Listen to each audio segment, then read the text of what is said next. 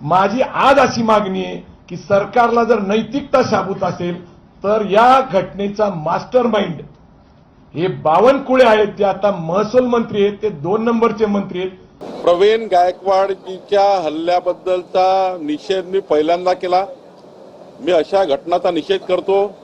प्रवीण गायकवाडवर जो हल्ला झाला तो मान्य नाही, तो निषेधार्ह आहे. आणि राहिला प्रश्न दीपक काटेचा.